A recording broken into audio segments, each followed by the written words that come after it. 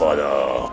He's a big motherfucker. For a long time, the only iRex I had was the old Hasbro one. For a very long time. Then one day on Facebook Marketplace, I found this guy. I was very happy that day. Then one day I found the Destroy and Devour at Target. And I finally caved and got this guy. So I've got 3 Colossal Rexes already, but that's the only Colossal figures I've had until now. Open the box, open the box, open the box, Open the box. open the box.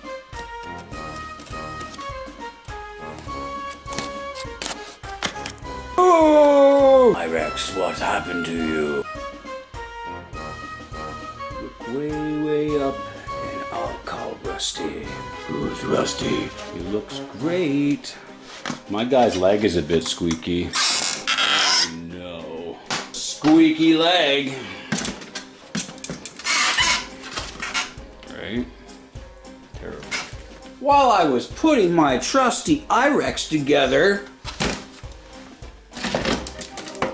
his leg broke. His leg broke? Are you kidding me?